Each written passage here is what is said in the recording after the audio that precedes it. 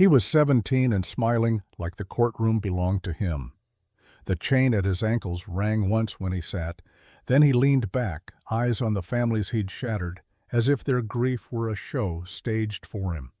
He snickered when the judge addressed him, the kind of laugh that makes a room go cold.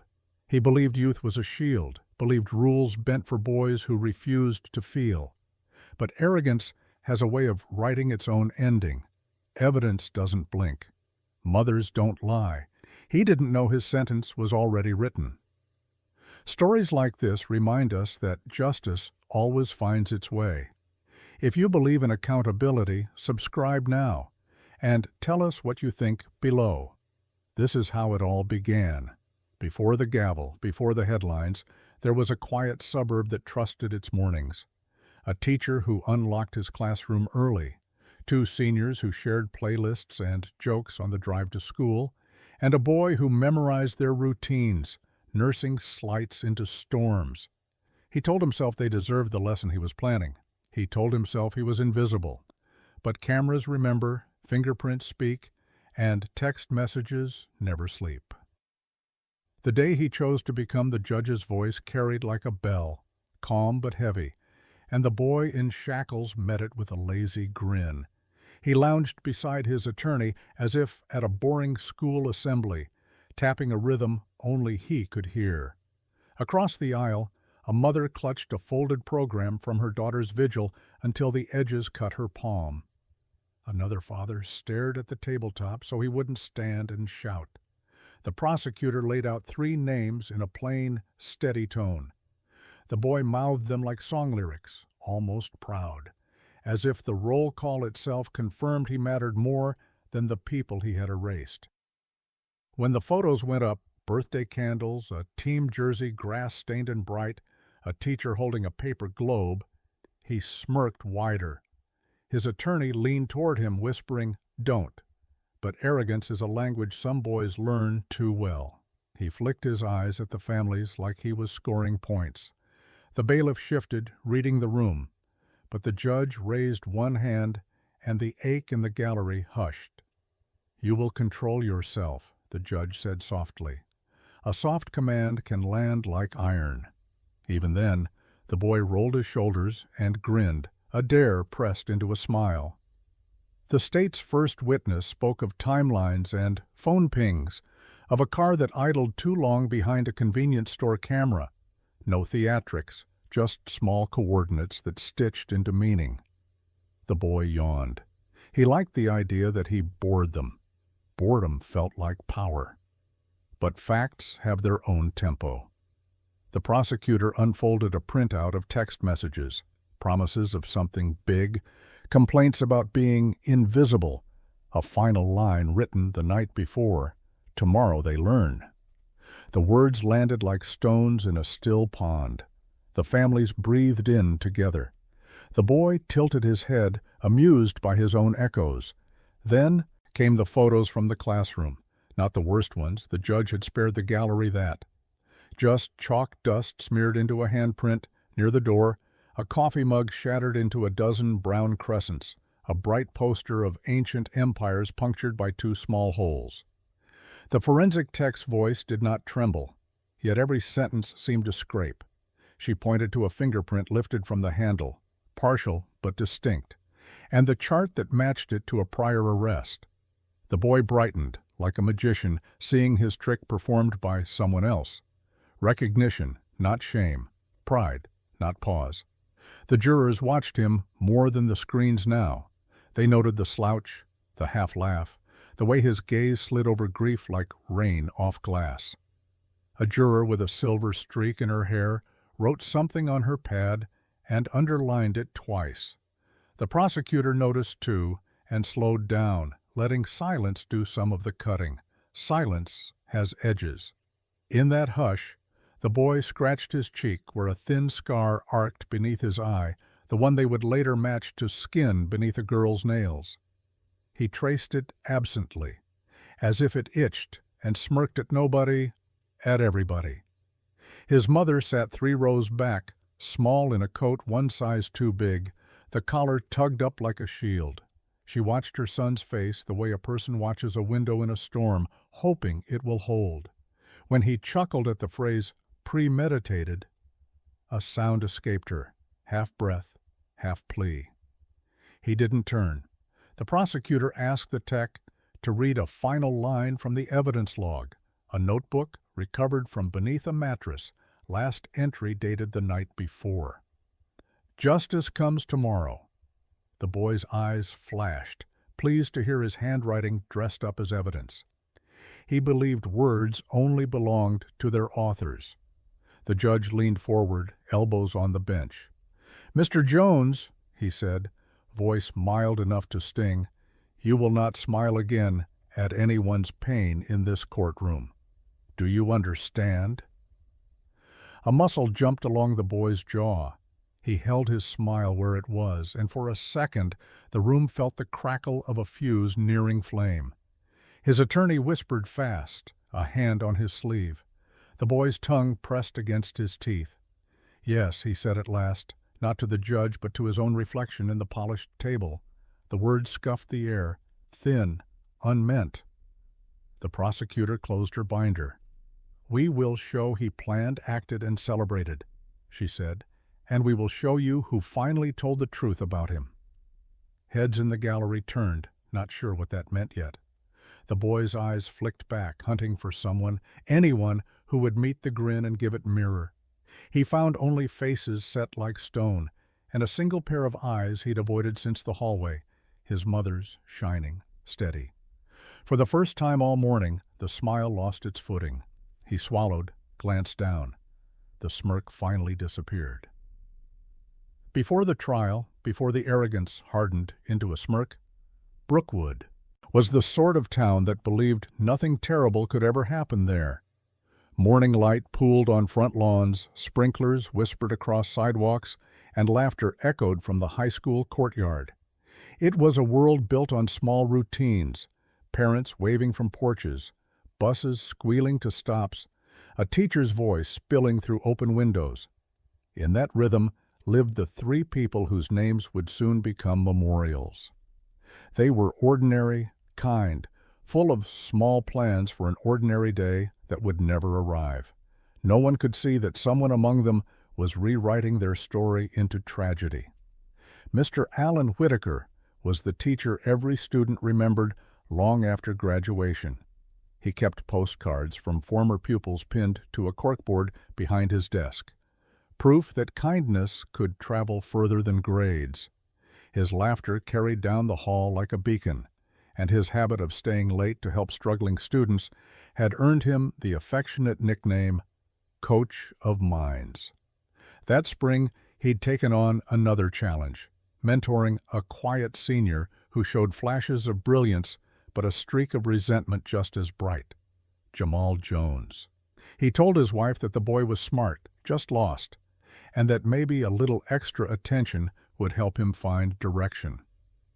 Tina Morales and Marcus Reynolds were pieces of the same picture.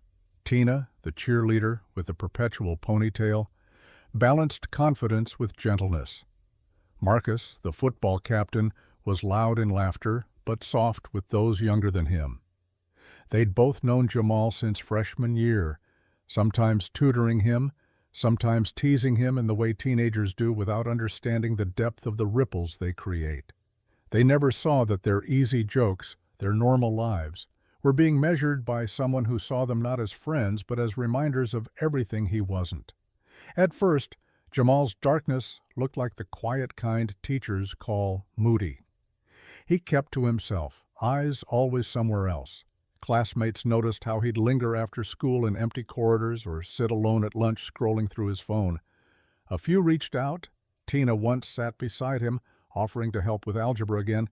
He'd smiled, thanked her, and later scribbled in his notebook, "She thinks she's better than me." It wasn't a single event that cracked him. It was the slow accumulation of imagined insults and genuine neglect, a loneliness that turned inward until it found only blame. There were warnings, small and scattered. A flare of temper when Marcus beat him at a pickup game. A disturbing essay handed in for English class about revenge and making people see. Mr. Whitaker spoke to him gently afterward, telling him that pain can be written through, not acted out. Jamal nodded expressionless, and the teacher thought the moment had passed, but in Jamal's mind it was proof that even Mr. Whitaker was watching him with pity. Pity, to him, was humiliation dressed as care. The world had chosen sides, and he was on the outside looking in. By April, his journals read like a storm warning. Lines of anger coiled through the pages. They laugh at me now, but won't soon. He spent hours online, watching clips of infamous crimes, reading forums that romanticized justice seekers. It fed the idea that violence was clarity. That summer, acceptance letters filled his friends' mailboxes, but his own dreams had already curdled into a mission. His mother noticed the sleeplessness, the sudden silence at dinner. When she asked if he was okay, he muttered, "People get what they deserve," and walked away. The final weeks of school carried the scent of endings. Yearbooks signed, lockers cleaned, dresses chosen for prom. For everyone else, it was a season of anticipation. For Jamal, it was the countdown. He mapped their routines, noted where Mr. Whitaker parked, where Tina and Marcus met before class. He'd stopped thinking of them as people. They were symbols now, figures in an equation of blame. Late one night, he opened the closet and drew out a stolen pistol wrapped in an old hoodie. His hands trembled, not with fear, but with excitement, the kind that feels like purpose. He stared at the cold metal until dawn. When morning broke, the same sun that gilded Brookwood's calm streets caught the glint of the weapon in Jamal's grasp. Somewhere across town, Mr. Whitaker poured coffee into his favorite mug. Tina adjusted her hair in the mirror. Marcus tied his sneakers and texted a joke. None of them knew that a boy they'd once called a friend was preparing to end their stories. Outside, the wind lifted the scent of cut grass, ordinary and perfect. In the quiet of his room, Jamal whispered the words he'd written 100 times before. Justice comes tomorrow. And for the first time, he believed it. It began as an ordinary Tuesday, the kind no one remembers until it's the one they can never forget. The air was cool and sharp, the sky the pale blue of early summer. Teachers were unlocking classrooms, the smell of fresh coffee weaving through hallways still echoing with the morning bell. At 7:42 a.m., Brookwood High was alive with small chatter, until a sound cracked the air so violently that time itself seemed to shatter. One, then two gunshots, then silence so complete it felt like the world was holding its breath. A custodian named Paul Ricks was the first to find the scene. He pushed open the door to room 204, expecting to remind a teacher about a maintenance request. Instead, he froze mid-step. Mr. Whitaker lay crumpled near the whiteboard, his coffee mug broken into brown shards beside him. The smell of gunpowder still lingered, mixing with the faint scent of chalk and morning air. Paul's scream echoed down the hallway. Within minutes, chaos consumed the school, teachers locking doors, students huddling under desks, phones lighting up with terrified texts. "There's been a shooting. Stay inside." Police sirens broke the morning. Calm. Squad cars swarmed the parking lot, their lights painting the school walls in red and blue streaks. Officers swept through classrooms, shouting for students to keep hands visible, to move quickly but quietly. Outside, parents began arriving, faces pale, voices trembling as they demanded answers no one could give yet. Through the confusion, whispers spread like contagion. It was a teacher. Someone saw a student running. There's more than one. Each rumor twisted fear tighter around the community's throat. Then came the second call. Dispatch reported a shooting 2 miles away behind a small convenience store. A blue sedan sat idling, its engine still humming. Inside were 2 teenagers, Marcus Reynolds and Tina Morales. Both were motionless, their bright futures extinguished in the span of minutes. Shell casings littered the asphalt like breadcrumbs leading nowhere. The security camera above the lot captured only fragments. A dark hoodie, a quick flash, a figure fleeing into the early morning haze. The timestamp, 7:31 a.m., just before the school shooting. It wasn't random. It was deliberate, coordinated. One person's quiet rage turned into 3 funerals waiting to happen. Detectives moved fast, sealing off the 2 scenes under the same question.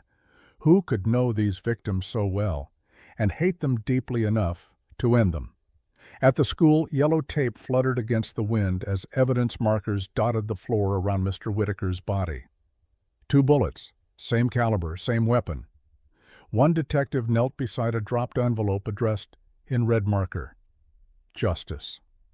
Inside, a single sheet of notebook paper read, "They laughed. Not anymore." The handwriting was shaky, familiar to anyone who'd graded his essays. By noon, every road leading out of Brookwood was under watch. News vans clogged the streets, reporters speaking in urgent tones about a potential student suspect. Parents huddled in groups outside the police line, clutching each other as names began to circulate. The high school principal, pale and trembling, confirmed the victims. When she said, "Mr. Whitaker," her voice broke. When she added students, the crowd gasped. Someone asked if the shooter had been caught. She shook her head. Not yet. Detective Carla Ruiz, a veteran with calm eyes and a jaw set like stone, took command of the case. She walked the scene slowly, absorbing every detail, the footprints leading from the classroom, the partial fingerprint on the door, the faint outline of a sneaker tread near the bush outside. She didn't speak for a long time, just stood there with her notepad, tracing the chaos back toward a single decision. Someone familiar had walked in that morning, carrying hate like a second skin. "Check the cameras," she ordered quietly. He wanted justice. Let's show him what real justice looks like. Evening fell heavy on Brookwood. The once cheerful streets were now a vigil of candles and tears. Students gathered at the football field, lighting the bleachers with their phone flashlights, whispering prayers into the wind. On the school sign out front, someone taped a paper that read, "For Mr. Whitaker, Tina, and Marcus. Forever Brookwood strong." But beneath the grief pulsed another emotion, fear. Because somewhere out there the killer wasn't a stranger. He was one of their own. At 9 p.m., just as Detective Ruiz was reviewing evidence in the dim glow of the precinct, an officer burst in holding a clear plastic bag. Inside was a black backpack found near the school dumpster. It contained a dark hoodie, a box of 9mm ammunition, and a crumpled photograph. 3 smiling faces, Whitaker, Tina, Marcus, each one crossed out with thick black marker. Beneath the X's was a scrawled line, "Tomorrow came early." Ruiz's heart dropped. She flipped the photo over and saw a faint signature smudged by sweat, but legible enough to chill her, JJ. She closed her eyes for a moment, the truth settling heavy and certain. "Find Jamal Jones," she said quietly. "Now." Outside, the town was already whispering his name. By dawn the next morning, the Brookwood Police Department had turned into a war room of caffeine, grief, and determination. Detective Carla Ruiz stood before a whiteboard lined with photographs, 3 victims connected by a web of red string. The names under their faces glared like accusations. Alan Whitaker, Tina Morales, Marcus Reynolds, and on the far side, written in smaller print but circled twice, was a 4th name, Jamal Jones. Every lead pointed toward him. He was 17, missing since the morning of the murders, and connected to all 3 victims through school and circumstance. The partial fingerprint from the classroom door matched his prior juvenile record. The handwriting on the note and the signature on the photograph matched samples from his homework files. Each piece on its own was circumstantial. Together they were a confession written in evidence. Ruiz knew what it meant. Brookwood's golden children had been killed by one of their own. The task force moved quickly. Officers canvassed the neighborhood where Jamal lived, a modest street lined with cracked sidewalks and low fences. His mother, Karen Jones, hadn't seen him since the day before. She worked the early shift at a local diner and returned home to find her son's bed unslept in. When detectives arrived, she was pacing the kitchen, still wearing her uniform, eyes wide with disbelief. "Jamal?" she repeated when they told her he was a suspect. "No, that can't be." Her voice cracked. Ruiz didn't answer. She just handed Karen a tissue and gently asked for access to Jamal's room. Inside, the walls were bare except for one poster of a rapper, corners curling from age. On the desk sat open notebooks, pages filled with erratic scrawls, phrases that read like manifestos. "They pretend to care. They think I'm stupid. They'll learn." Under his mattress, Ruiz found the rest. A torn yearbook photo of Tina, the word "fake" scrawled across it, a newspaper clipping about a recent school award Marcus had won, and a note that simply said, "Tomorrow equals freedom." It was chilling in its clarity. This wasn't impulsive rage. It was planned, practiced, and justified in his mind as some twisted redemption. Meanwhile, forensic teams processed the gun Jamal had thrown away the day before. Ballistics confirmed it was the same weapon used in both crime scenes. DNA under Tina's fingernails matched Jamal's profile. The lab's call came through at 11:43 a.m., sealing his fate. Ruiz listened, exhaled through her nose, and said quietly, "Put out a bolo. He's armed, or at least he was. We get him today." Word spread far. Local news anchors interrupted broadcasts with breaking headlines. Teen suspect identified in Brookwood triple murder. Commentators scrambled to understand how a quiet student could become a killer. Students from Brookwood High flooded social media with disbelief, old selfies with Jamal now captioned with horror. "He sat next to me in history. He smiled at lunch yesterday." The disconnect between memory and crime widened the wound. Everyone in town wanted him caught, but no one wanted to admit they'd known him. Ruiz and her team followed the trail through surveillance footage. One clip showed Jamal leaving his house at dawn with a backpack slung low. Another captured him near the store where Tina and Marcus died. Each image tightened the noose. Yet even with all the proof, Ruiz felt something more pressing: urgency. Because killers like Jamal, fueled by purpose and delusion, sometimes weren't finished. He'd written about justice, but who knew how many names filled the rest of his list? By evening, the police had tracked Jamal's movements to an abandoned warehouse on the edge of town. It was a place kids used to sneak into for dares, a hollow shell with graffiti ghosts on its walls. A tip from a homeless man who'd seen a teenager hiding there the night before sent Ruiz and her team racing through the fading light. They approached quietly, weapons drawn, flashlights slicing through dust and darkness. Empty food wrappers, a sleeping bag, a crumpled note they'll all see. He was close, too close. As the officers spread out, Ruiz's radio crackled. "We've got movement," an officer whispered. "Back alley, near Maple Street." Ruiz's pulse quickened. She sprinted toward the sound of running feet echoing against pavement. A figure in a hoodie darted between houses, then stumbled, glancing back. For a brief moment their eyes met, hers sharp with resolve, his wide with the realization that the game was over. "Stop!" she shouted. The boy turned, his expression flickering between fear and fury, and then bolted into the darkness. Officers fanned out in pursuit. Ruiz's heart hammered as she rounded the corner. He was fast, desperate, but desperation runs out faster than discipline. When he slipped on wet grass near a chain-link fence, the chase ended in a tangle of limbs and shouted commands. As they cuffed him, Jamal struggled once, then went still. His breath came ragged, his face streaked with dirt and sweat. For the first time, Ruiz saw not the monster the town imagined, but a boy, one whose choices had carved an unbridgeable gulf between what he was and what he could have been. "It's over," she said softly. He didn't look at her. Instead, he murmured, almost to himself, "They got what they deserved." Those 5 words froze her hand mid-motion. There was no panic in his tone, no regret, just quiet conviction. Ruiz glanced at the officers and nodded grimly. "Read him his rights," she said. The hunt was over, but the reckoning had only just begun.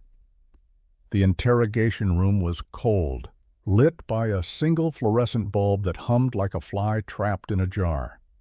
Jamal sat handcuffed to the metal table, his hoodie stripped away, his wrists bruised from the struggle. Across from him, Detective Ruiz placed a folder thick with photos, reports, and the truths he'd tried to bury. The air smelled faintly of coffee and iron. Jamal's face was unreadable, eyes blank, lips twitching as if rehearsing an expression that might make him seem untouchable again. He thought silence was power. Ruiz had seen that act before. It never lasted. "You've been busy, Jamal," she began quietly, flipping open the folder. "You planned all of this, the gun, the timing, even the note. You wanted everyone to know you were in control." She slid a photo across the table. Tina and Marcus smiling at a school pep rally. "Was this your idea of justice?" Jamal didn't flinch. His eyes lingered on the photo for half a second, then darted away. "They weren't innocent," he muttered. His voice was low but sharp enough to cut the air.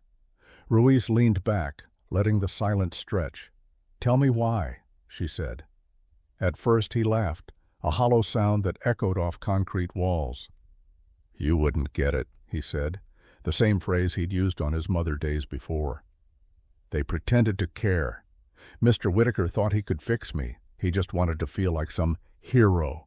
Tina only helped me to look good. Marcus, he was fake. All of them were." Ruiz folded her arms. "So you killed them for being fake?" Jamal shrugged. "They made me invisible. I made them stop looking through me." His voice carried a strange satisfaction, as though he was proud of turning pain into destruction. Ruiz didn't show emotion, but inside, she felt the same mix of fury and sorrow that had haunted her since she'd joined homicide. She'd seen monsters before, older, hardened, shameless. But seeing one this young, still with acne on his chin and fear behind his pride, chilled her in a different way. "You know what's strange?" she said softly. "You talk about being invisible, yet everything you did made sure we'd never stop looking at you. You wanted to be seen, Jamal. And now you are, by the whole world." He smirked again, a flash of the arrogance that had carried him this far. "Good," he said. "At least they know my name." She opened another photo, the handgun, gloved hands holding it beside the shell casings. "Your fingerprints were on this, your DNA under Tina's nails, your handwriting on that note. You call that justice?" He stared at the evidence and smiled faintly. "Justice is making people feel what you felt," he said. Ruiz shook her head slowly. "That's not justice. That's selfishness dressed as pain." For the first time his expression faltered. He looked away, jaw tightening. A flicker of something, maybe shame, maybe anger, passed across his face. It vanished just as quickly, replaced by that same cold calm. Hours passed. Ruiz left and returned, letting time chip away at his defiance. Each time she entered, the smirk was smaller, but not gone. When she asked about his mother, Jamal's eyes hardened. "She never cared," he snapped. "Always working, always tired. She didn't even notice when I stopped talking." Ruiz let the words hang, then said, "She's the one who called us when you didn't come home." That pierced something. He blinked, slow and deliberate, like a curtain lifting for a heartbeat before falling again. "Too late," he murmured. The door opened. District Attorney Monica Bell stepped in, heels clicking on the tile. She was direct, carrying the authority of someone who'd seen this cycle too many times. "Jamal Jones," she said, "you are charged with 3 counts of first-degree murder." She read the formal statement, her voice even and precise, each syllable sealing his fate. When she finished, Jamal gave a short laugh. "3?" he said. "You sure that's all?" Ruiz's stomach turned. He wasn't remorseful, he was basking in the attention. Belle stared at him, then replied coldly, "Enjoy it while you can. The next time people say your name, it'll be followed by a sentence you can't escape." As they led him away to a holding cell, Jamal turned back once toward Ruiz. His grin was small now, but it was there, like a scar he refused to hide. "You'll see," he said quietly. "They'll all see." Ruiz didn't answer. She watched him disappear down the hallway, shackles clinking like distant thunder, and whispered to herself, "They already have." That night she stayed late at her desk. The city outside washed in the flicker of streetlights and news vans. On the muted TV, Jamal's mugshot filled the screen, cold eyes staring back at the world he'd tried to punish. Below the image, the headline read, "17-year-old suspect shows no remorse in triple murder." Ruiz switched it off. She didn't need the reminder. Somewhere across town, 3 families were staring at empty chairs. Somewhere in a cell, a boy who wanted to be seen was finally alone with nothing but his name. Juvenile detention is meant to hold kids who still have pieces of boyhood left in them, who can be taught, redirected, saved. But when Jamal Jones walked through its steel doors, he didn't look like someone who wanted saving. His expression was a mask of quiet superiority, the same smirk that had haunted the courtroom and headlines. Guards noted it immediately. "He's calm," one said. "Too calm." But beneath that calm was something darker, an ego feeding off the chaos he'd created. The world finally knew his name, and to him, that was power. Within a week, the court ordered a psychiatric evaluation. Dr. Elena Morris, a seasoned forensic psychiatrist, sat across from Jamal in a room lined with gray walls and clipped compassion. She'd seen everything, from broken souls begging for redemption to cold minds incapable of it. Jamal didn't fit either perfectly. He was talkative but hollow, sharp but detached. "Why do you think you're here?" she asked gently. He shrugged. "Because people can't handle the truth." "What truth?" "That everyone's fake," he said, leaning forward with a half-smile. "They act like they care, but they don't. At least I was honest about it." Dr. Morris studied him carefully. There was no tremor in his voice, no remorse hidden behind bravado. When she asked about the murders, he didn't deny them. He didn't even pause. "They had it coming," he said matter-of-factly, like reciting a math equation. "They laughed at me. I stopped them." His tone was void of hesitation or guilt, just explanation. "How did it feel?" she asked quietly. "Like I finally mattered," he replied, smiling faintly. She wrote something in her notebook. "Narcissistic traits, absence of empathy, sees murder as validation." Later, she would tell the court, "He understands what he did. He simply doesn't care." While awaiting trial, Jamal became infamous among other detainees. Some feared him, others idolized him. He thrived on the attention.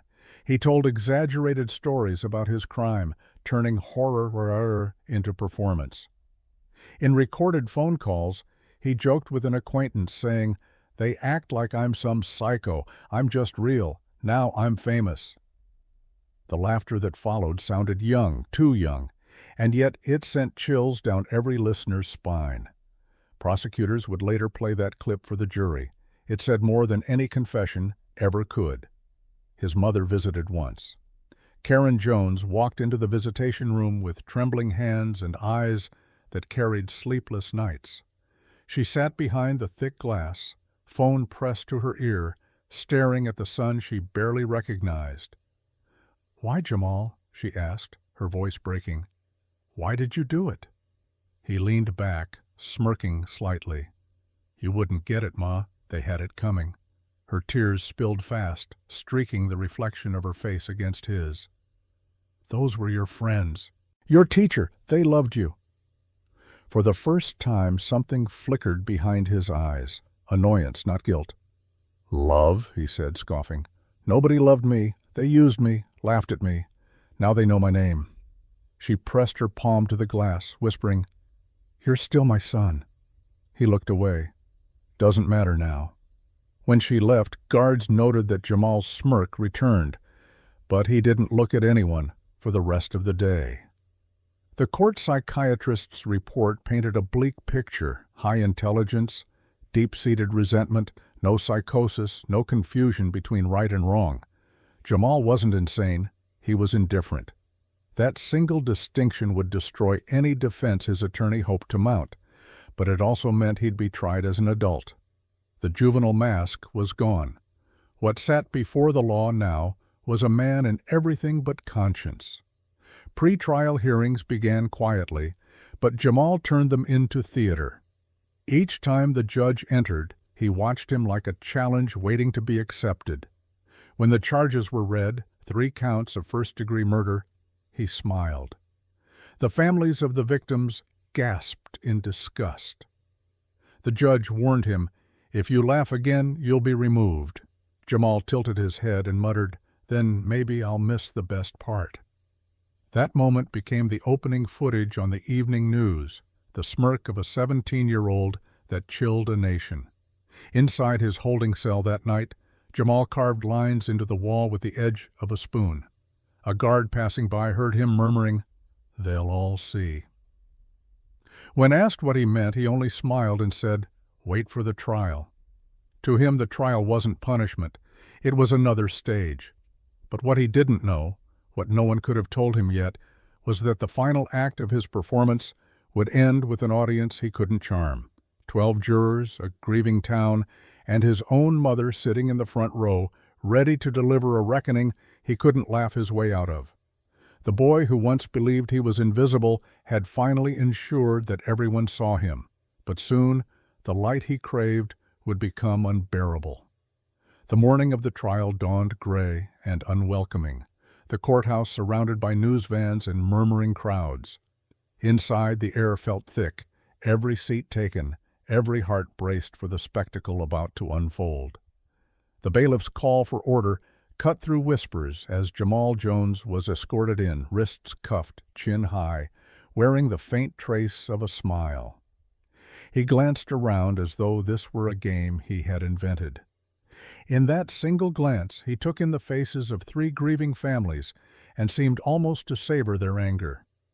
When he sat, he stretched his fingers against the tabletop as if testing the stage lights. District Attorney Monica Bell stood at the prosecution table, her papers stacked with surgical precision. She had built her career on composure, but today even she had to pause before speaking. "Ladies and gentlemen of the jury," she began, "the evidence you'll hear will show that this defendant planned the deaths of 3 innocent people. His teacher, his friends. You'll see his notes, his words, his pride. And when you do, you'll see that these murders were not acts of impulse or confusion. They were acts of ego." Each word fell with deliberate force. He decided their lives were worthless because they reminded him of what he wasn't. That's not youth. That's cruelty. She displayed photos of the victims, smiling faces frozen in memory, and the courtroom shifted with quiet sobs. Jamal's gaze flicked to the screen. For a fleeting moment his smirk faltered. Then he leaned back and whispered something to his lawyer. The movement was small, but everyone noticed. It wasn't remorse. It was irritation that the story wasn't about him. Bell pressed on. She showed the jury the journal found under his mattress, the chilling entry from the night before the killings. "Justice comes tomorrow." She held up the page, shaking slightly. "He wrote this and then he carried it out. That's not a mistake. That's a manifesto."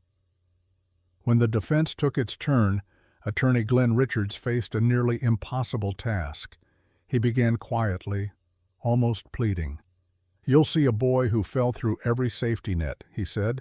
"A boy abandoned by his father, raised in loneliness, and dismissed by those who should have helped."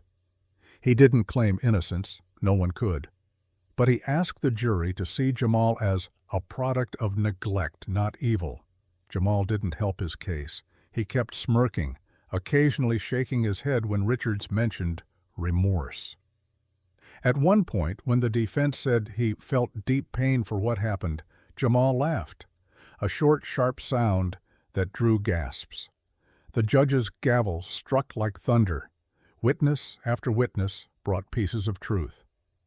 Forensic specialists tied the bullets to the gun he threw away, the fingerprints to the classroom door, the DNA to the glove and Tina's nails. Each revelation landed like a hammer blow. When Detective Ruiz testified, she spoke evenly, describing his capture, the chase, the statement he made. They got what they deserved. Her eyes met his only once. He didn't say it in anger, she told the jury. He said it like he was proud. Jamal stared back, unblinking, the faintest curl at the corner of his mouth returning. Then came the audio clip, the recorded jail call, where Jamal told his cousin he was famous now.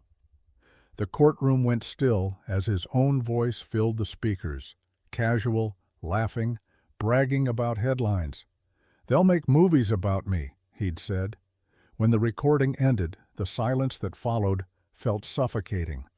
One juror's eyes shone with tears of disbelief. Bell let the moment breathe, then said softly, "That's what these families heard while planning funerals. No rebuttal could blunt the truth of it." Throughout the week, Jamal's demeanor became its own kind of evidence. He smirked during testimony about the victim's last moments. He whispered to his lawyer when photos of the classroom appeared. Even the judge's reprimands barely dented his armor. "Mr. Jones," the judge warned, "if you show one more sign of disrespect, I will have you removed." Jamal raised his eyebrows and murmured, "Maybe that'd be best." The gallery gasped again. The judge stared him down, the gavel lowering slowly. "You're not here for your amusement," he said. "You're here for judgment." By the fourth day, the courtroom tension was unbearable. Reporters filled notebooks, sketch artists captured every flicker of expression, and the families watched, hands clasped tight. When the prosecution announced its next witness, a hush fell. "The state calls Karen Jones."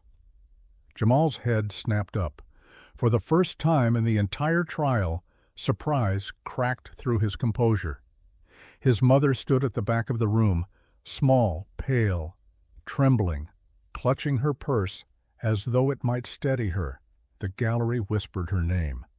She walked to the stand slowly, the echo of her heels the only sound in the room. Jamal looked down, jaw tightening. The smirk was gone. The courtroom could sense a shift, a new kind of reckoning about to unfold.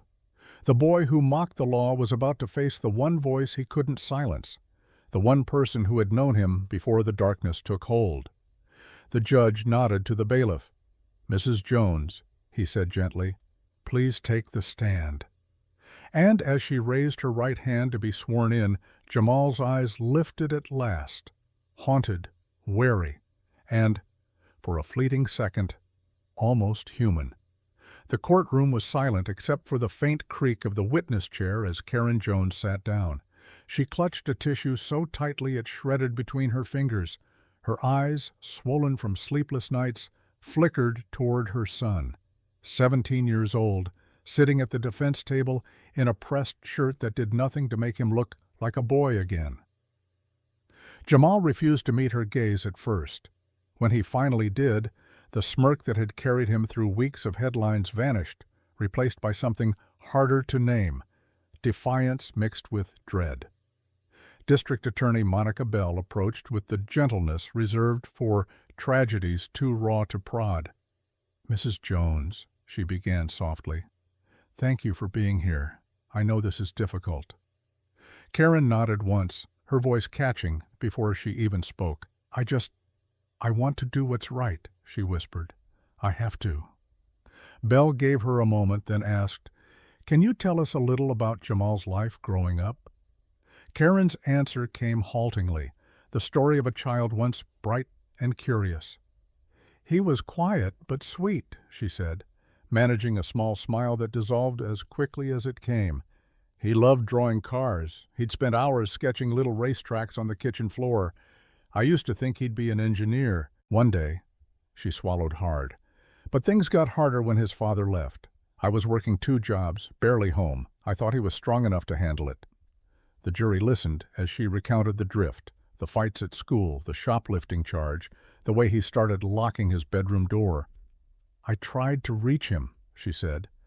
I'd ask what was wrong, and he'd just say nothing, but his eyes started changing. They were angry all the time, like he was fighting everyone in his head. When Belle asked if she'd noticed warning signs before the murders, Karen's lip trembled. He stopped sleeping. He'd stay up writing in that notebook. I found one page once. It said, "No more mercy." I thought it was just lyrics. Her voice broke. I was wrong. Then came the question that everyone knew was coming. "Mrs. Jones," Belle said carefully, "what did your son say when you saw him after his arrest?" The mother's eyes closed as if bracing for impact. "He said they had it coming," she answered, each word trembling but clear. Gasps rippled through the gallery. Karen's shoulders shook. I begged him to take it back. I told him those were his friends, his teacher, but he just stared at me. It was like looking at a stranger. Jamal shifted in his seat, his jaw tightening. For the first time, emotion flickered across his face, not guilt, but humiliation. His mother's words were stripping the armor he'd built. Belle let the silence stretch before asking gently, "Mrs. Jones, do you still love your son?" Karen hesitated, tears pooling in her eyes. "I love him," she said, "but I hate what he's done, and I can't protect him from what he deserves." The room froze. Even the judge seemed to hold his breath. Belle nodded. "And what do you believe he deserves, Mrs. Jones?"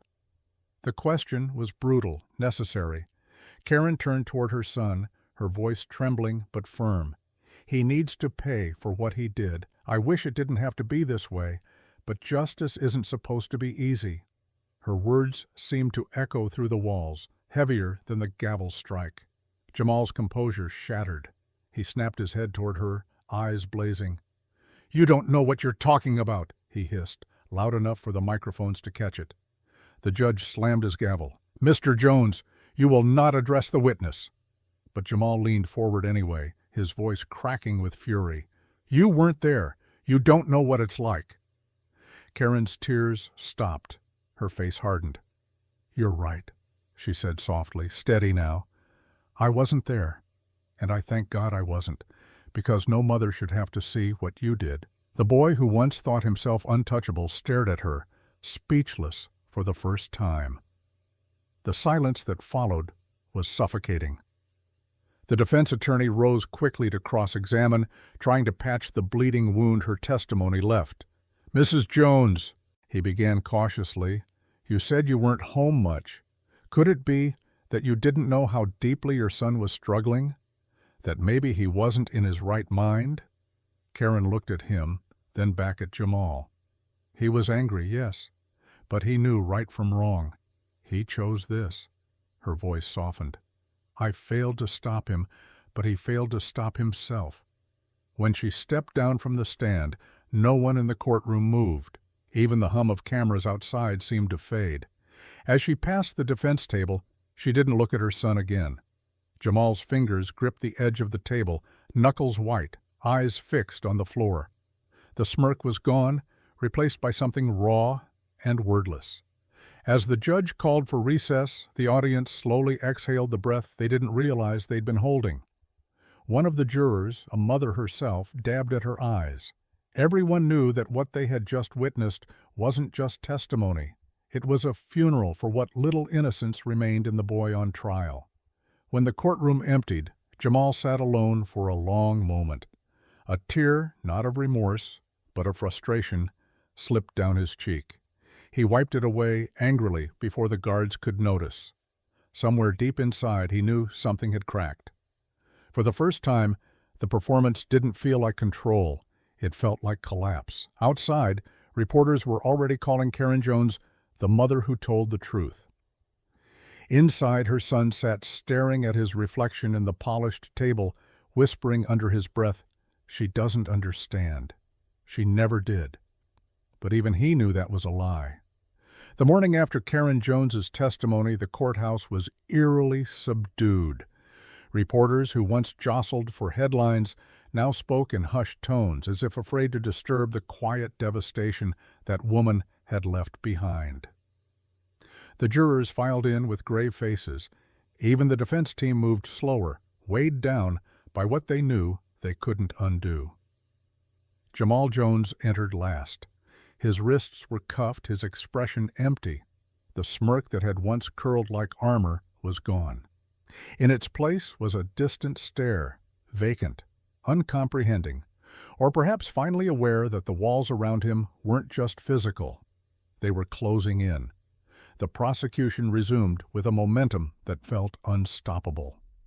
District Attorney Monica Bell stood before the jury with the confidence of truth on her side.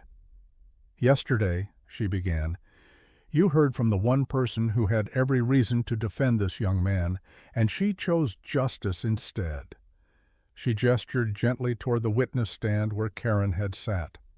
"Now you'll see the rest of what Jamal wanted us to see, his words, his plans, his pride." The first witness was a forensic pathologist who had performed the autopsies.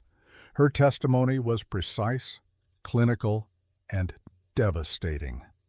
She described the angle of the bullets, the proximity of the gun, the deliberate aim. "These weren't warning shots," she said, her voice steady, but soft. "They were intended to kill instantly." Each explanation stripped away any illusion of spontaneity. Jamal had fired with purpose. He had known what he was doing.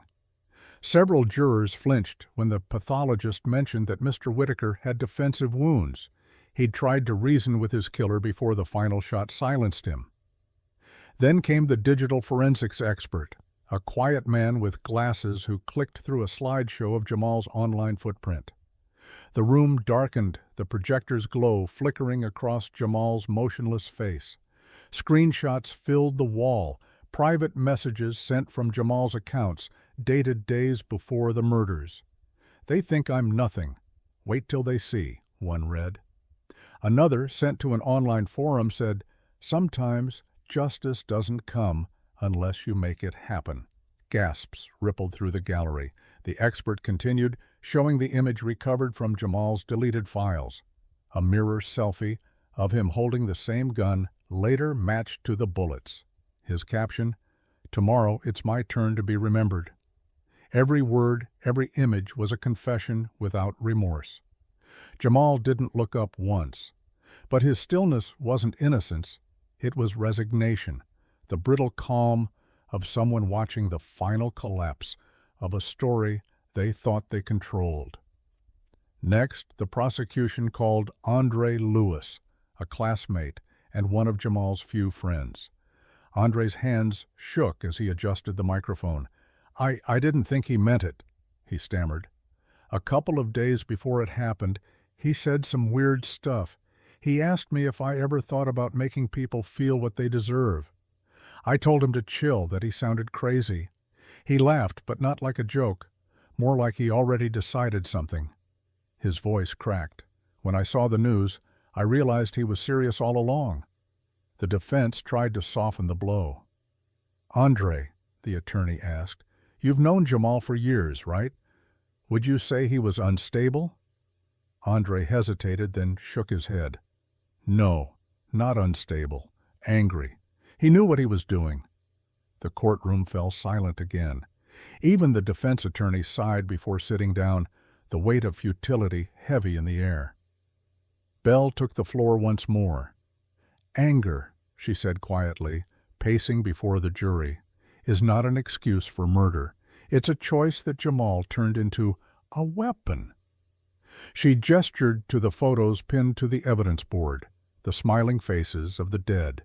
He turned his anger into bullets. When the prosecution rested, the defense called its final witness, a psychologist who had never spoken with Jamal but reviewed his files. He spoke of possible trauma, neglect, developmental immaturity. He suggested that a 17-year-old's brain might not fully grasp long-term consequences. The jury listened politely, but their eyes drifted toward Jamal, an image far too composed, too deliberate to fit the narrative of confusion. And when the prosecution cross-examined, the psychologist admitted, "I can't say his mental state impaired his understanding of right and wrong." That sentence sealed it. By afternoon, the trial had reached a rhythm of inevitability. The evidence was overwhelming, the defense fragile. Every word, every testimony was leading toward the same destination. The courtroom no longer wondered if Jamal was guilty, only how he would face the verdict. Jamal, however, seemed to drift further inward. During a recess, a bailiff reported hearing him whisper, "They never listen anyway." He sat slumped at the defense table, scribbling lines on the back of a legal pad. "No one cares. No one ever did. They'll remember me for this." When court reconvened, the last piece of evidence appeared on the screen.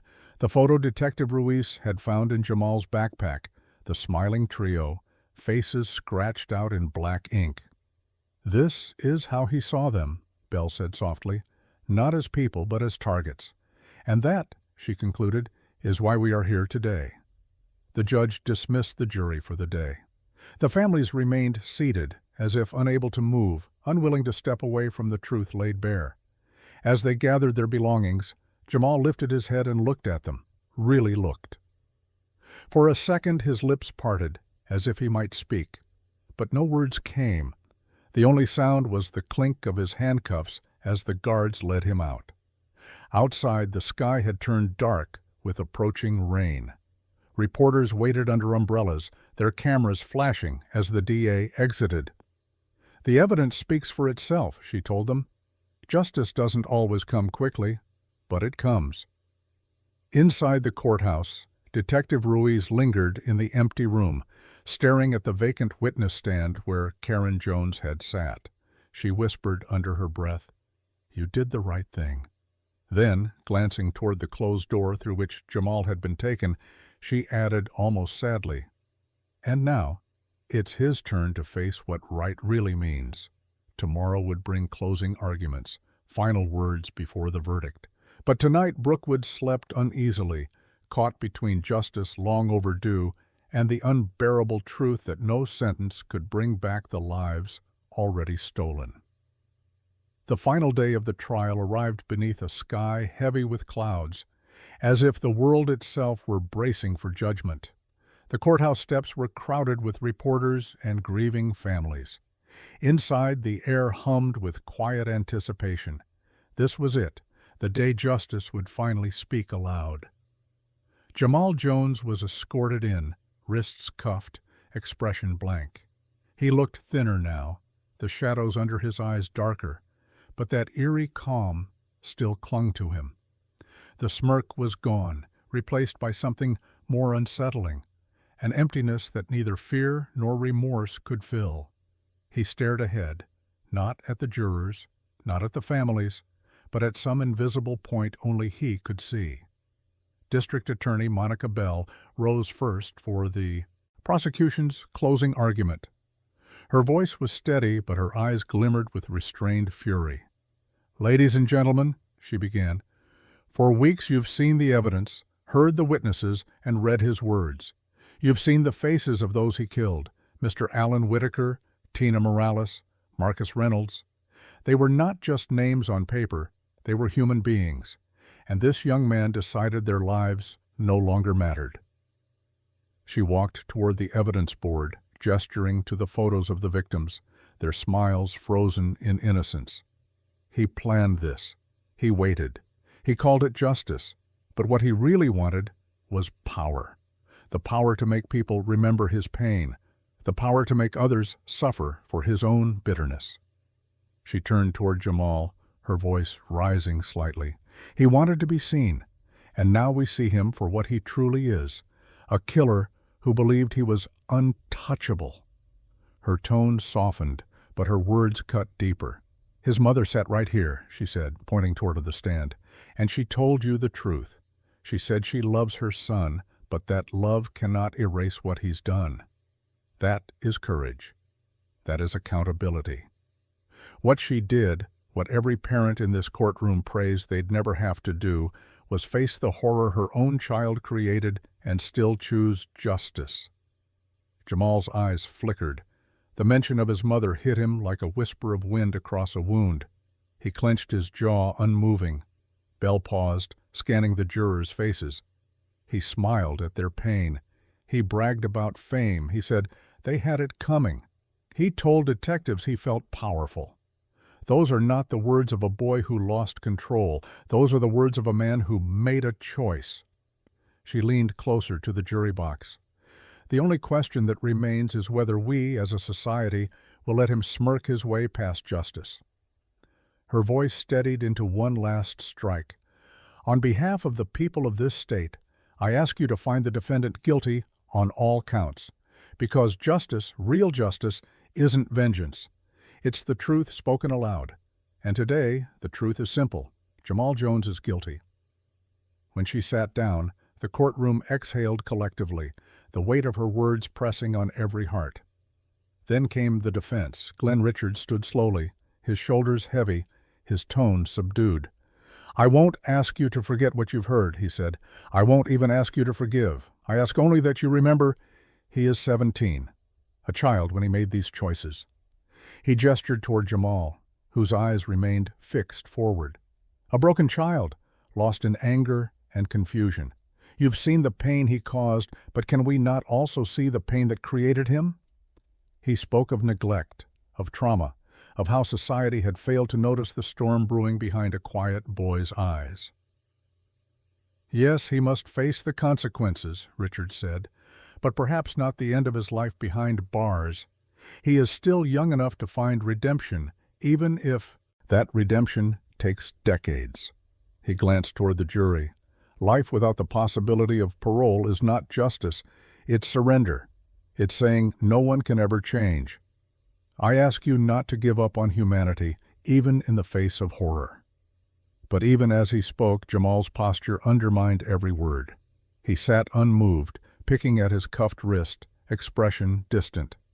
The jurors saw it. Richards did too. He faltered slightly, closing with a quiet plea. See him as a human being, not just a headline. When both sides finished, Judge Alan Williams gave his final instructions to the jury. You must weigh the evidence carefully and render your verdict without bias or passion, he said, but his eyes lingered on Jamal, the faintest trace of sorrow behind their steel. Justice, he added softly, is not an emotion. It's an answer. The jury filed out, leaving the courtroom in heavy silence. Hours passed like years. Families clutched one another's hands, whispering prayers. Outside, the sky broke open with rain, drumming softly against the courthouse windows. At 6:42 p.m., the jury returned. No one breathed. The foreperson stood, holding a sheet of paper. Judge Williams nodded. Has the jury reached a verdict? We have, Your Honor. Please read it. The foreperson's voice wavered, but did not break. On the charge of first-degree murder of Alan Whitaker, we find the defendant guilty. Gasps filled the air. On the charge of first-degree murder of Tina Morales, guilty. On the charge of first-degree murder of Marcus Reynolds, guilty. 3 words repeated, 3 lives acknowledged, 3 families weeping into one another's arms. Jamal's head lowered slightly, his expression unreadable. His attorney whispered something he didn't hear. The judge thanked the jury and confirmed the verdict. And then, as silence settled, Jamal spoke for the first time in hours. This is a joke, he muttered, shaking his head. You're all against me. The judge raised a hand for order. But Jamal wasn't finished. He stood abruptly, his chains clattering. This isn't over, he shouted, eyes blazing. You hear me? It's not over. Officers rushed to restrain him as the courtroom erupted in chaos. Parents screamed. Reporters shouted. The gavel thundered.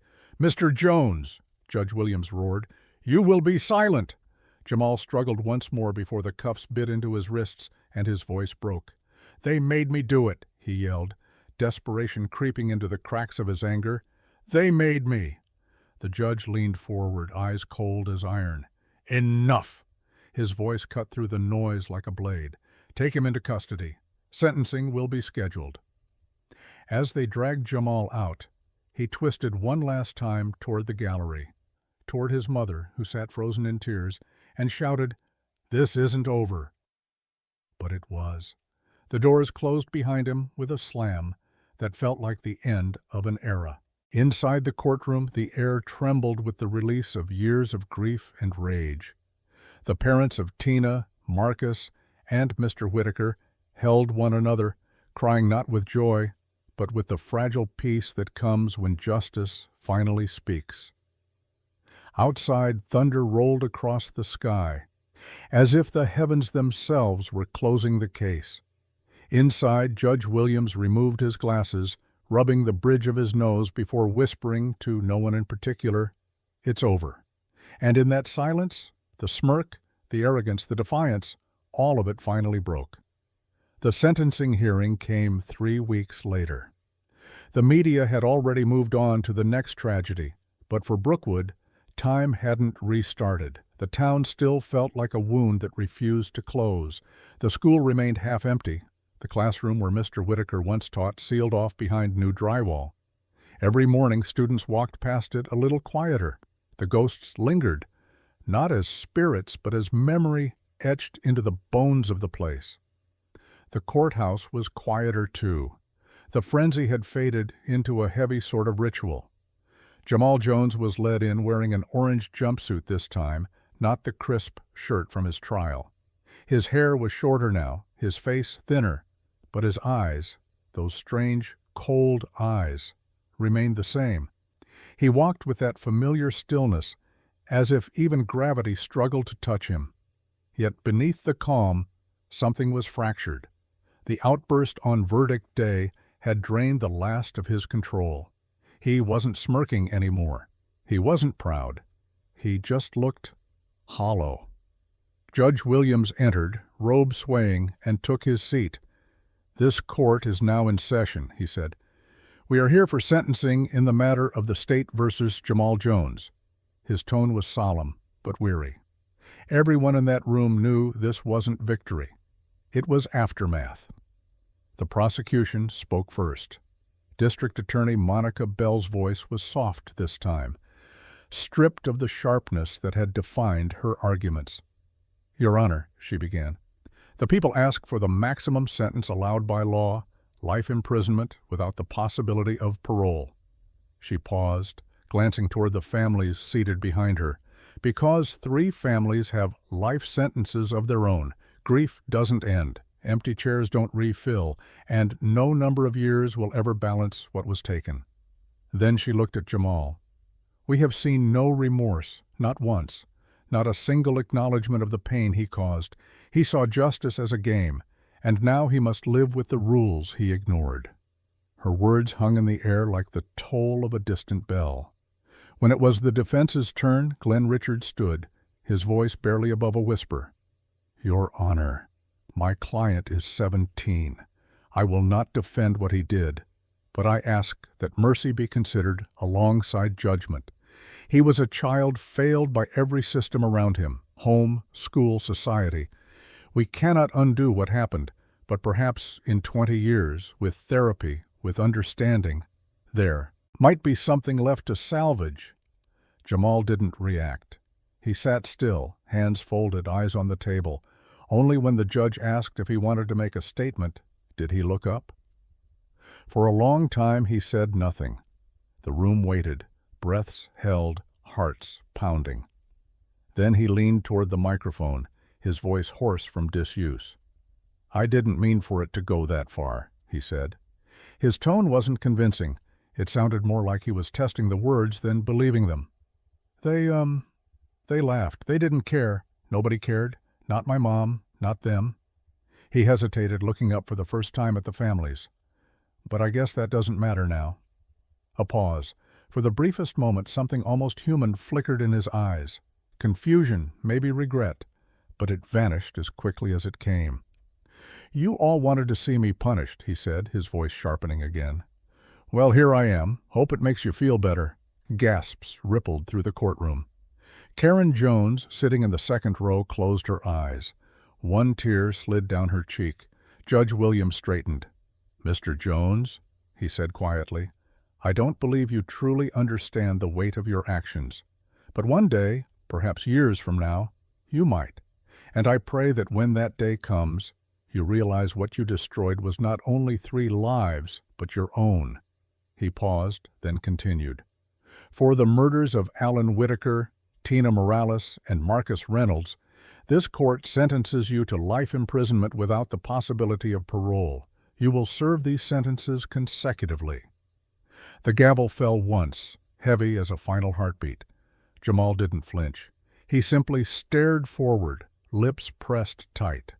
Then, as the guards approached, he whispered something under his breath, too low to catch, though one of the deputies swore he heard the words, "I told you it wasn't over." The courtroom emptied slowly.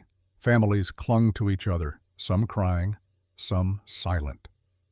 Karen Jones remained seated long after the others had gone, staring at the empty defense table. When Detective Ruiz approached, she placed a hand on the mother's shoulder. "You did what you had to," Ruiz said softly. "You told the truth." Karen nodded weakly. "He used to be such a sweet boy," she whispered. "He used to bring me coffee in bed on Sundays."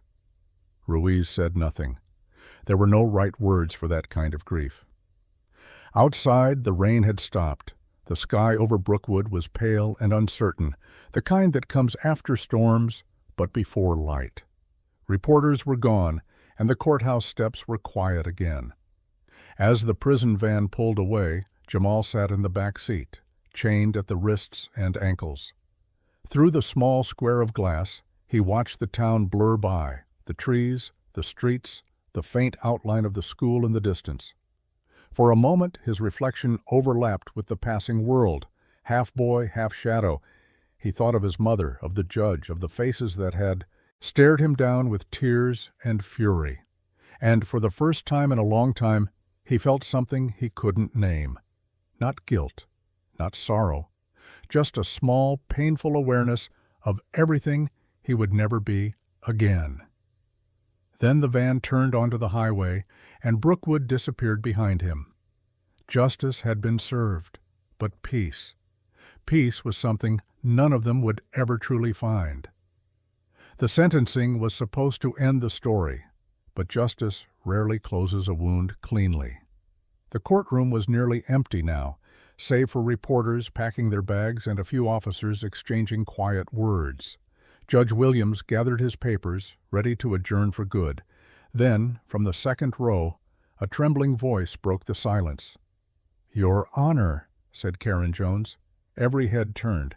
She stood shakily, clutching her purse like it was the only thing keeping her upright. Her eyes were red but steady. May I speak?" Judge Williams hesitated. Technically, sentencing was over, but something in her tone, raw, pleading, made him nod. "Go ahead, Mrs. Jones. You may speak." Karen stepped forward slowly. Even the guards paused as she passed. Jamal stood at the defense table, wrists bound, staring straight ahead. He didn't turn to look at her, not yet. "I wasn't going to say anything," she began, her voice thin but clear. "I thought I'd said everything I could during the trial, but after hearing this, after seeing how my son still refuses to understand," she drew a trembling breath. "I can't stay silent." The entire room seemed to lean in. Karen turned toward the families of the victims first. "To all of you, Mr. Whitaker's wife, Tina's parents, Marcus's family, I am so sorry. I have no right to ask for forgiveness, but I need you to know that I see you. I see your pain, and I will carry that pain too, for the rest of my life, because my son did this." She wiped her eyes but didn't falter. "I raised him to be kind, to tell the truth, to take responsibility, and somewhere along the way, I lost him." Her voice cracked. "Maybe I was too busy working. Maybe I didn't listen enough. Maybe I missed the signs. But I loved him. I still love him. And that love doesn't excuse what he's done. It makes it harder. Finally, she turned to her son. Jamal! He looked up at the sound of his name, eyes narrowing slightly, as if bracing for an attack. Look at me, she said. He did. For a moment it was just the two of them, the mother who gave him life and the son who had destroyed others. You are my child, Karen said. You will always be my child, but what you did, her voice broke completely now, what you did is unforgivable. You killed 3 innocent people. You broke families. You took away futures. And you stood there smiling about it. Jamal's lips twitched, a ghost of his old arrogance flickering, but it died in the face of her next words. I came here today to beg for mercy, she said. But after hearing you, after seeing that you still blame everyone but yourself, I can't. I won't. She turned briefly toward the judge, her tears falling freely now. Your Honor, I agree with the sentence. He deserves to spend the rest of his life behind bars. Because the boy I raised isn't in there anymore. Something else took his place. Gasps filled the room. Even the court reporter's fingers paused mid-keystroke. Karen faced her son again. I have tried to protect you your whole life, but today I need to protect everyone else from you. Jamal flinched as if struck. Mom, stop, he muttered. She shook her head. No, you need to hear this. You think this world owes you something, but life doesn't owe you a thing. You threw away your future the moment you picked up that gun. Her tone hardened, grief sharpening into steel. You didn't just kill those people, Jamal. You killed yourself. His face twisted in anger. You don't know anything, he snapped, his voice cracking under the weight of his own fury. Karen's tears kept falling, but her resolve didn't waver. I know enough. I know that if you can stand here and still blame everyone else, then you haven't learned a thing. And until you do, you'll stay exactly where you belong. The deputies moved closer, uncertain whether to intervene. The courtroom was silent, except for Karen's trembling breaths. I will always love the boy you were, she said softly, but I don't recognize the man you've become, and I will not defend him. Her voice broke one last time. You told me once that nobody cared about you. Well, I care. I always did. But caring doesn't mean I can save you from what you've done. For the first time, Jamal's composure cracked. His eyes glistened, not with guilt, but with frustration, disbelief. You're supposed to be my mother, he whispered. I am, she replied. And that's why I'm standing here telling you the truth. She turned to the judge, her face pale but resolute. Your Honor, thank you for giving me the chance to speak. I needed him to hear it. Judge Williams nodded slowly. His voice, when he spoke, was gentle. Mrs. Jones, you've shown this court something rare, courage in the face of heartbreak.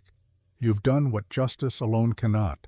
You've spoken the truth of love and consequence.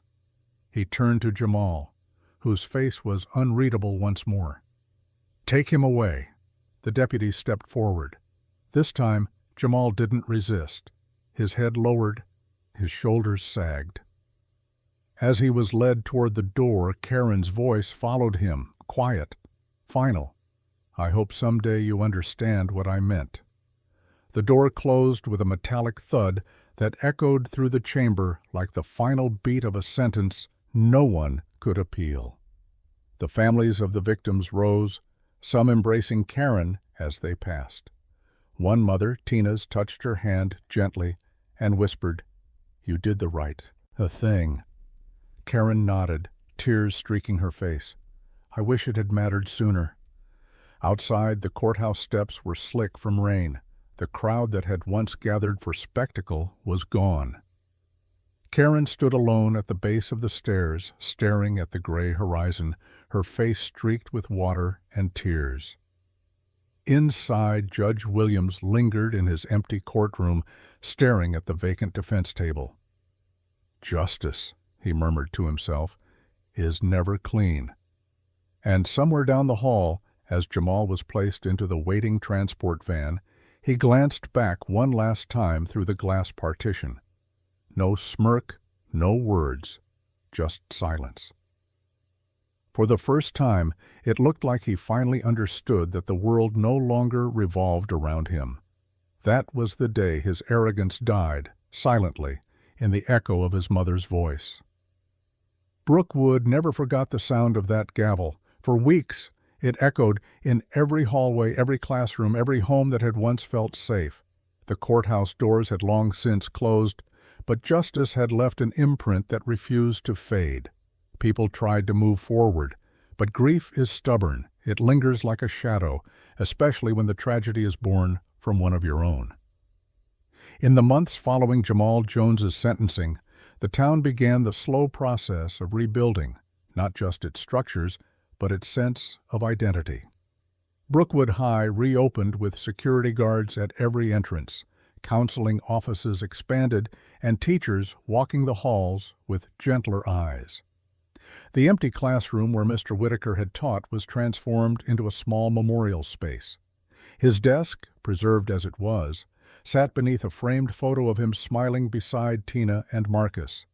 Flowers often appeared there, sometimes fresh, sometimes wilted, but always there. The community gathered often, holding vigils and prayer circles, determined that the tragedy would not be the final word on who they were.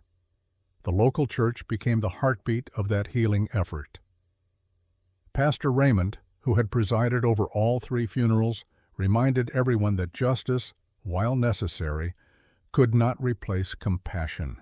"We cannot control what was done," he said one Sunday morning, "but we can control what we become because of it." Mr. Whitaker's wife, Elena, poured her pain into purpose. She launched the Whitaker Scholarship Fund, designed to support students pursuing careers in education, so that kindness, like her husband's, would never be forgotten. On the day she made the announcement, she stood before the school auditorium, her two children clutching her hands. "He believed teaching could change lives," she said softly, "and even in death, he still will." The audience rose in a standing ovation that was half applause, half prayer. Tina's parents, Rosa and Gabriel Morales, started a youth outreach group called Tina's Promise.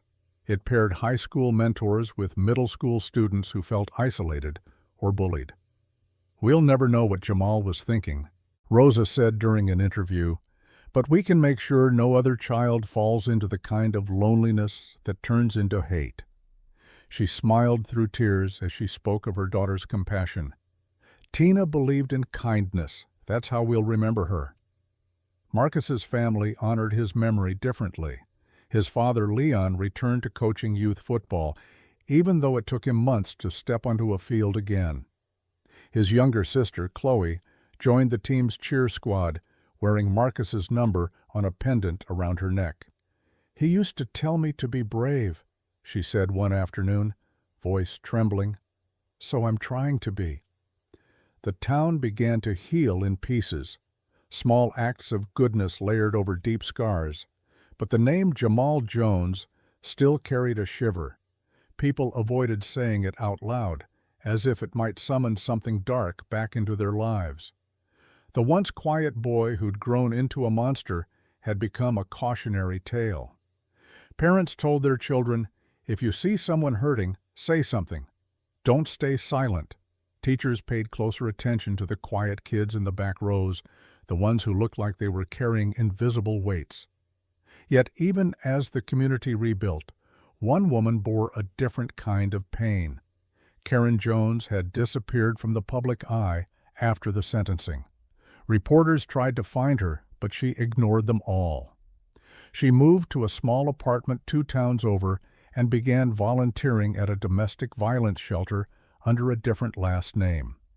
She spoke little about her past. Only those closest to her knew who she was, the mother who had stood against her son.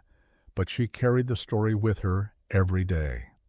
Sometimes, late at night, she would open a small box in her drawer containing Jamal's baby photo, a chubby toddler with bright brown eyes and a toothless grin, and whisper, "Where did you go?"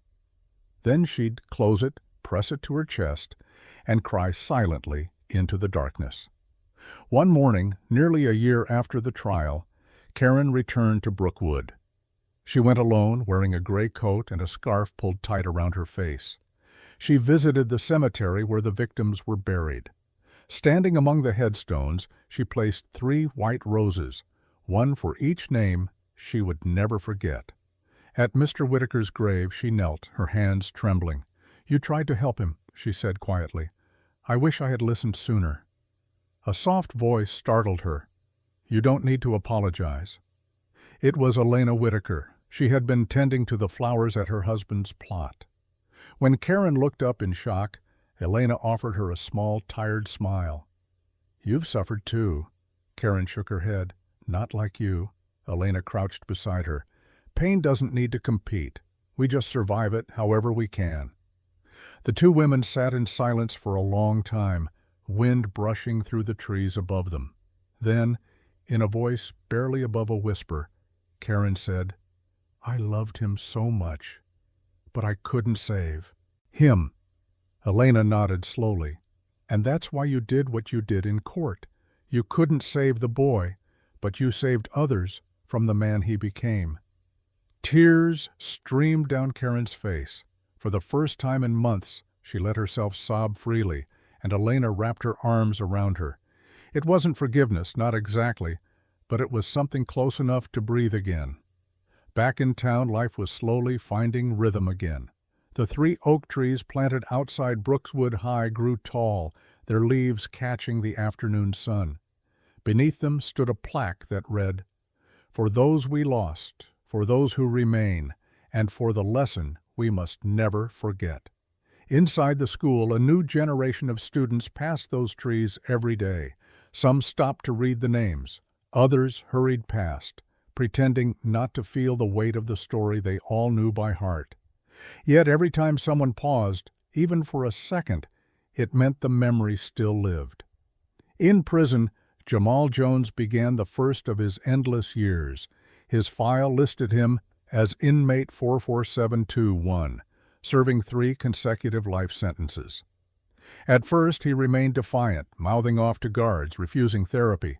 But prison has a way of grinding ego into dust. Months turned into years, and the reality of forever began to sink its claws into him. He received 1 letter a month from his mother. She never stopped writing, even when he didn't respond. Her notes were short, plain, filled with quiet reminders. "I hope you're eating. I'm praying for you. I still love you, but I won't excuse you." The guard said he read them all. He never wrote back. But once, one of them saw him fold a letter carefully, pressing it to his chest before sliding it under his pillow. That night, for the first time since the day of his sentencing, the same guard swore he heard something unusual from Jamal's cell, a quiet sob, muffled and ashamed. It wasn't redemption. Not yet. But maybe, finally, the silence had begun to crack. Brookwood carried on. The shadows grew softer, the nights less heavy. The story of the smiling killer who mocked the judge was no longer just a tale of horror. It was a lesson in courage, compassion, and the heavy cost of ignoring pain until it explodes. Justice had spoken, but healing would be the legacy. 2 years passed. The seasons turned, but Brookwood still carried its scars like faint burn marks beneath the skin, reminders of what it had endured and what it had learned. The town was quieter now, more deliberate in its kindness. People greeted one another with sincerity instead of habit. Teachers checked in with their students more often. Even the laughter in the hallways of Brookwood High had a deeper sound, softer but more meaningful, as if the young understood that joy was something precious, not promised. In the center courtyard of the school, the 3 oak trees had grown taller, their branches intertwining in a way that seemed almost symbolic. Beneath them sat the memorial bench, inscribed with the words, "Strength is born from compassion." Every spring the school held a remembrance ceremony there. Seniors who had been freshmen during the tragedy would stand together, holding candles as they read the names of the fallen. Mr. Alan Whitaker, Tina Morales, Marcus Reynolds. It wasn't a spectacle. It was quiet, honest, healing. The Whitaker Scholarship Fund had already helped 3 students attend college, each one writing essays about resilience and empathy. One recipient, a young woman named Danielle, spoke during a local news feature. "I never met Mr. Whitaker, but I feel like I know him. His story taught me that one teacher's kindness can change everything." She planned to become a history teacher herself. Somewhere, Elena Whitaker watched that broadcast and smiled through her tears. Meanwhile, Tina's Promise, the youth outreach program, had grown into a regional initiative. Hundreds of teens found mentorship, counseling, and friendship there. Some credited the program with saving their lives. "We talk before we explode," one boy said at a community event. "We learn to listen. Because of Tina, I didn't make a mistake I can't take back." Rosa and Gabriel Morales never stopped attending those meetings. Every time a young person shared a story of hope, Rosa would whisper, "That's my girl," and Gabriel would place a comforting hand over hers. Marcus's father, Leon, had become something of a local legend. His youth football team, renamed the Brookwood Lions, won their first regional championship that year. But for Leon, it wasn't about the trophy. During the final game, as his players hoisted him up in celebration, he pointed to the sky and said, "This one's for Marcus, for all the sons we couldn't protect but will honor by teaching the next ones better." The crowd erupted into cheers that carried across the field like a prayer. The tragedy that once broke Brookwood had, in time, forged something unshakable, a community that refused to look away from pain, no matter how uncomfortable.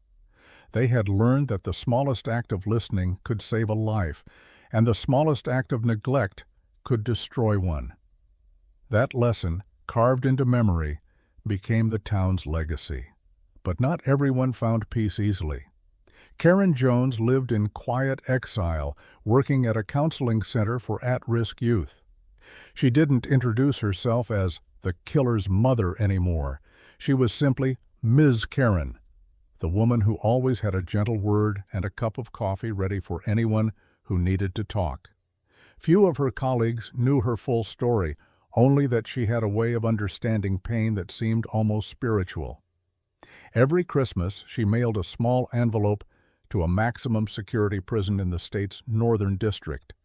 Inside was a folded letter written in her careful script. "I hope you're still reading. I'm still praying. You are alive, and that means you can still learn." For almost 2 years, there was never a reply. Then one day, an envelope came back. Her hands shook as she opened it. The paper was lined and crumpled, the handwriting awkward but familiar. "Mom, I don't know why I'm writing this. I don't even know what to say.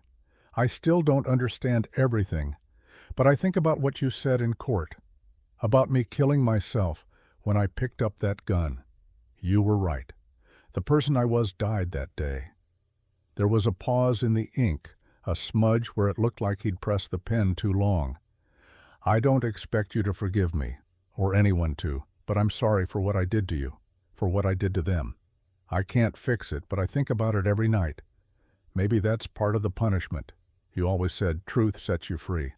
I don't know if I'll ever be free, but I'm trying to be honest now. I love you, Mom.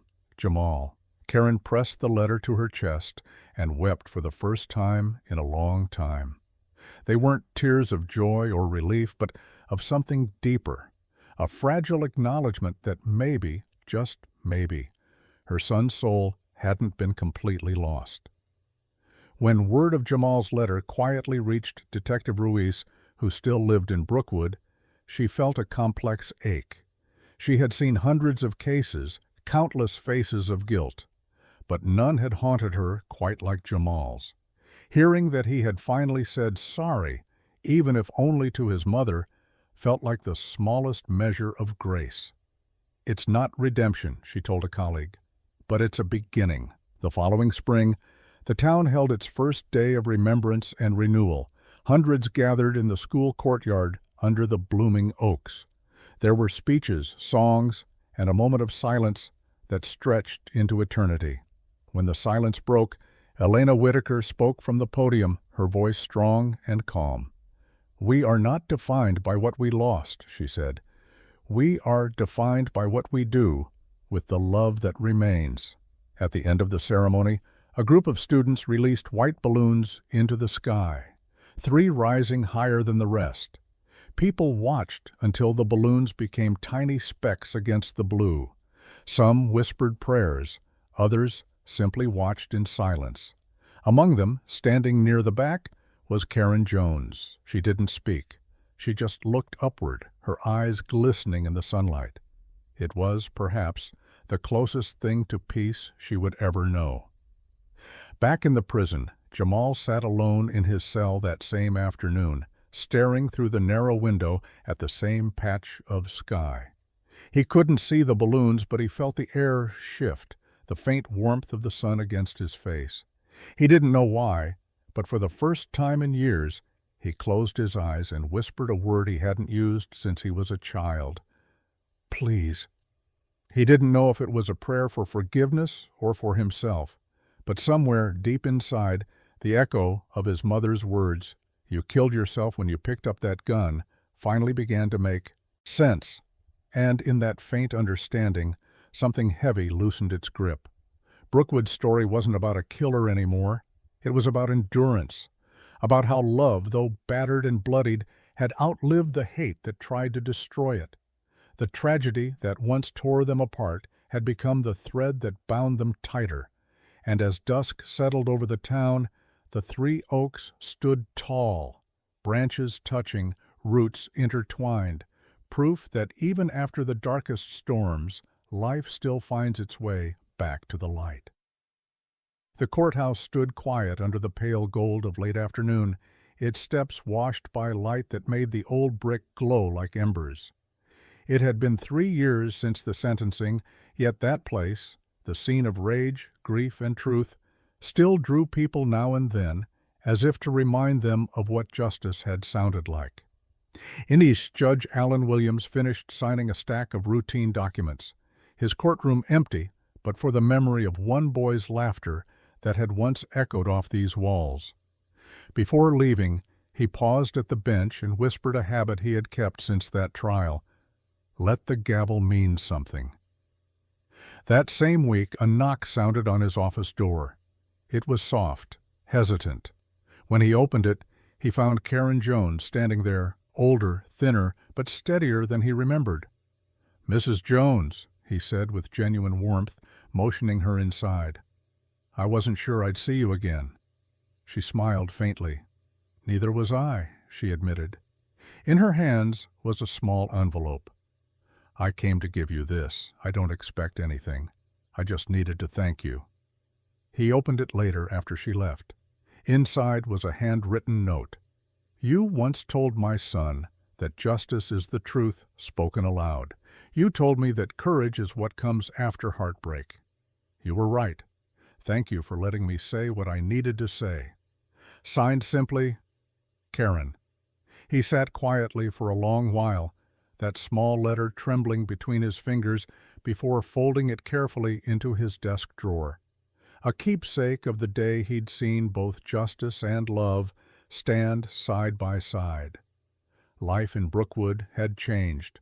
The memorial garden outside the high school had grown wild with spring blooms, roses, tulips, and the 3 oak trees that now towered like sentinels.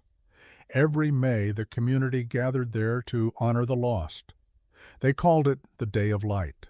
Music played softly, students read poems, candles were lit. Among the crowd, faces aged and new mingled in harmony. Parents who had once wept beside strangers now stood as friends. At one ceremony, Elena Whitaker took the stage. Her voice, though still tinged with sorrow, carried strength. "Pain doesn't vanish," she told the audience. "It becomes part of who we are. But so does love. And in this place, love has outlasted everything." Her 2 children, taller now, placed a wreath beneath the plaque that bore their father's name. After her came Rosa Morales, Tina's mother. She read from a letter written by one of the teens in the Tina's Promise program. It said, "When I felt like nobody cared, I found someone who listened. Because of Tina's story, I'm still here." Rosa's voice broke and Gabriel's hand steadied hers. The crowd rose to their feet, clapping through tears. And then Leon Reynolds spoke, wearing Marcus's old football cap. "We used to think justice would fix everything," he said, gazing at the oaks, swaying gently behind him. "But it's not justice that keeps you going. It's what comes after. It's the living." He pointed toward the sky. "My boy's name is up there, in the light. That's enough." The ceremony ended with silence. No applause, no speeches, just quiet reverence as the sun dipped low and painted the trees in amber. Far away, behind high concrete walls and razor wire, Jamal Jones sat in the prison library under a dim fluorescent bulb. He was 20 now. The lines on his face had hardened, but the wildness in his eyes was gone. He spent most of his days reading, history, psychology, anything that explained people better than he ever could. The other inmates mostly left him alone. He wasn't defiant anymore. He was quiet, invisible. In front of him lay a notebook filled with messy handwriting. It wasn't a journal exactly, more like fragments. Words that hovered between apology and reflection. On the first page he had written, "They said I'd die in here. Maybe they're right. But part of me already did. The part that thought no one else mattered." Every month he still received letters from his mother. She didn't talk about the past much anymore. She wrote about her work at the counseling center, about the young men she helped, the ones she saw herself in before it was too late. Sometimes she enclosed clippings from the Brookwood Gazette, articles about the scholarships, the community events, even one about Judge Williams retiring after 25 years. Jamal read each letter carefully, sometimes twice, then placed it in a small shoebox under his bed, the only possession he protected like something sacred. One day the chaplain brought him a package. Inside was a photograph, 3 oak trees beneath a blue sky. On the back, written in Karen's familiar hand, were the words, "They're still growing. So can you." Jamal stared at that photo for a long time, his throat tight, eyes burning. He wanted to write back, but didn't know how to start. Eventually he picked up a pen and wrote just 2 words, "I'm trying." It wasn't redemption, not yet. But it was the first honest thing he'd said in years. In Brookwood, life carried on. Children played on the same fields where sirens once wailed. Teachers laughed again in the hallways. The shadows had not vanished, but they had learned how to live alongside the light. And in the town square, a mural had been painted, bright colors sweeping across brick walls. It showed a pair of scales balanced not with weights, but with 3 candles, glowing on one side and a mother's hand on the other. Beneath it read a single line, "Justice is heavy, but love holds it steady." At its dedication, Karen stood quietly among the crowd, her eyes wet but proud. She didn't step forward or speak. She just watched as the children ran beneath the mural, their laughter echoing against the paint, against the past. When the evening fell and the lights dimmed, Karen whispered to the wind, "We did it. We made something good out of it." That night, in the solitude of his cell, Jamal dreamed of home. Not the real one, but one built of sunlight and forgiveness, where the oaks reached toward him instead of away. He woke with tears on his face and for the first time didn't hide them. He sat up, took out his mother's last letter, and whispered the words he'd never said aloud. "I'm sorry." It was too late to change the past, but not too late to let it mean something. The final image returns to the courthouse. Empty benches, dust motes dancing in the amber light of sunset. The same light that had once fallen on a smirking boy now bathed an empty chair in gold. The echo of the gavel still lingered, not as a sound of punishment, but as a promise fulfilled. He had laughed once, believing he was untouchable. He learned instead that no one is. Because justice, like truth, never forgets. And even the loudest smirk fades into silence when a mother finally stands and speaks.